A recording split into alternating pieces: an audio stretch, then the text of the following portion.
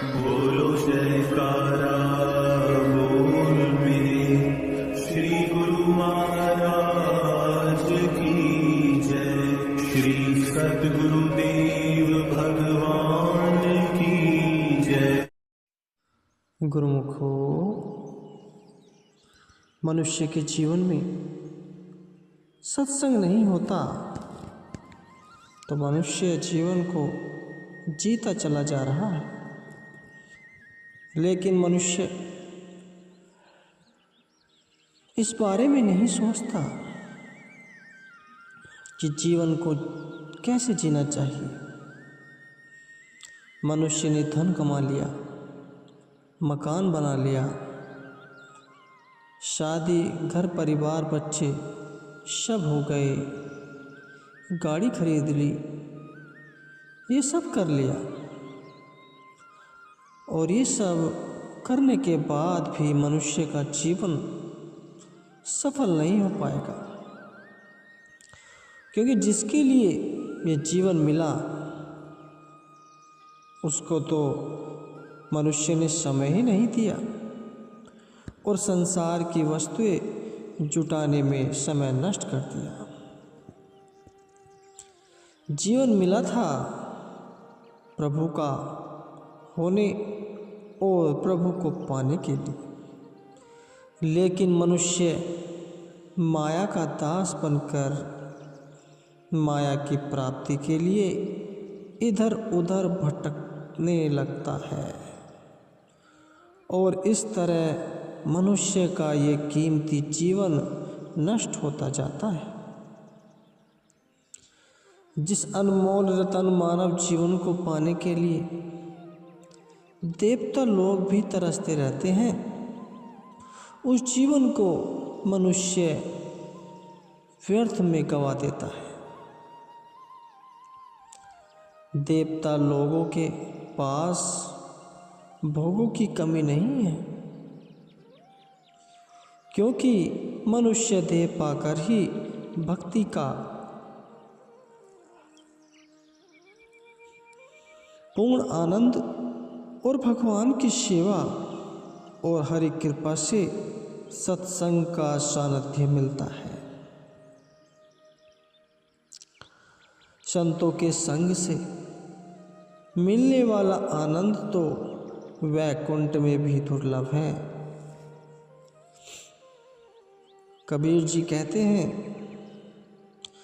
राम बुलावा भेजिए, दिया कबीरा रोए, जो सुख साधु संग में, सो वैकुंठ न होए। रामचरितमानस में भी लिखा है, तात स्वर्ग अपवर्ग सुख, धरी तुला एक अंग, तुलने ताही सकल मिली, जो सुख लव सत्संग। कि हे तात, स्वर्ग और मोक्ष के सब सुखों को तराजू के एक पल्ले में रखा जाए तो भी वे सब सुख मिलकर भी दूसरे पल्ले में रखे हुए उस सुख के बराबर नहीं हो सकते। जो क्षण मात्र के सत्संग से मिलता है, सत्संग की बहुत महिमा है। सत्संग तो वो दर्पण है जो मनुष्य के चरित्र को दिखाता है और साथ साथ चरित्र को सुधारता भी है। सत्संग से मनुष्य को जीवन जीने का तरीका पता चलता है। सत्संग से ही मनुष्य को अपने वास्तविक कर्तव्यों को पता चलता है। मानस, रामचरितमानस में लिखा है, सत्संगत मुद मंगल मूला, सोई फल सिद्धि सब साधन फूला। अर्थात सत्संग सब मंडलों का मूल है। जैसे फूल से फल और फल से बीज और बीज से वृक्ष होता है, उसी प्रकार सत्संग से विवेक जागृत होता है और विवेक जागृत होने के बाद भगवान से प्रेम होता है और प्रेम से प्रभु प्राप्ति होती है। जिन प्रेम किया तिन्हीं प्रभु पाया। सत्संग से मनुष्य के करोड़ों करोड़ों जन्मों के पाप नष्ट हो जाते हैं। सत्संग से मनुष्य का मन बुद्धि शुद्ध होती है। सत्संग से ही भक्ति मजबूत होती है। एक घड़ी आधी में पुनि आद, तुलसी संगत साधकी हरे कोटि अपराध। सत्संग में बताई जाने वाली बातों को जीवन में धारण करने पर भी आनंद की प्राप्ति और प्रभु से प्रीति होती है। आज मनुष्य के मन और बुद्धि विकारों में फंसती जा रही है। मनुष्य हर पल चिंतित रहने लगता है और हमेशा परेशान रहता है। इन सब का कारण अज्ञानता है। भगवान ने यह अनमोल रत्न मानव जीवन अशांत रहने के लिए नहीं दिया। जब कोई मशीन हम घर पर लेकर आते हैं तो उसके साथ एक बुकलेट मिलती है जिसमें मशीन को कैसे चलाना है इस बारे में लिखा होता है। उसी प्रकार भगवान ने मानव जीवन दिया और इस मानव जीवन को सफल कैसे करना है ये हमें सत्संग और शास्त्रों से पता चलता है। इसलिए जीवन से सत्संग को अलग नहीं करना चाहिए, क्योंकि जब सत्संग जीवन में नहीं रहेगा तो संसार के प्रति आकर्षण बढ़ेगा और संसार के प्रति मोह मनुष्य के जीवन को विनाश की तरफ ले जाता है।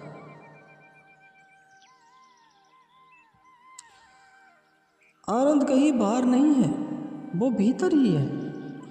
लेकिन मनुष्य ने मन के चारों तरफ संसार के मोह की चादर लपेट रखी है, इसलिए वो आनंद ढक जाता है और महसूस नहीं होता। और जब सत्संग से वो मोह रूपी चादर हट जाती है तो आनंद मिलने लगता है। जैसे मूर्तिकार पत्थर को तराशता है और पत्थर से गंध की हटाकर उसे मूर्ति का रूप देता है, उसी प्रकार जीवन में जो अशांति परेशानी विकार आदि रहते हैं उनको सत्संग हटा देता है और मनुष्य का एक निर्मल चरित्र बना देता है। जाने बिनु न होई प्रतीति, बिनु प्रतीति होई न प्रीति। भगवान के प्रति पूर्ण समर्पण तब तक नहीं होगा जब तक विवेक नहीं होगा, और बिनु सत्संग विवेक न होई। मनुष्य का कर्तव्य क्या और अकर्तव्य क्या ये सब सत्संग से पता चलता है। भागवत के 11वें स्कंद में भगवान उद्धव से कहते हैं कि संसार के प्रति सब आसक्तियां सत्संग नष्ट कर देता है। भगवान कहते हैं कि हे उद्धव, मैं यज्ञ वेद तीर्थ तपस्या त्याग से वश में नहीं होता, लेकिन सत्संग से मैं जल्दी ही भक्तों के वश में हो जाता हूँ।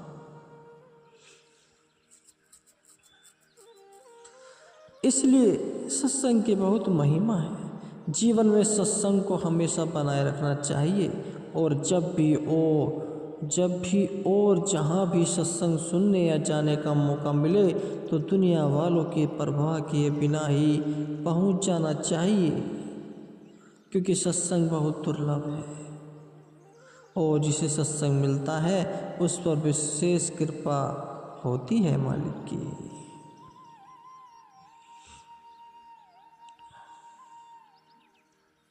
नियमित सत्संग में आने वाले एक आदमी ने जब एक बार सत्संग में यह सुना कि जिसने जैसा कर्म किया है उसे अपने कर्म अनुसार वैसा ही फल भी भोगना पड़ेगा, तो यह सुनकर उसे बहुत आश्चर्य हुआ उसने अपनी आशंका का समाधान करने हेतु सत्संग करने वाले संत जी से पूछा, अगर कर्मों का फल भोगना ही पड़ेगा तो फिर सत्संग में आने का क्या फायदा।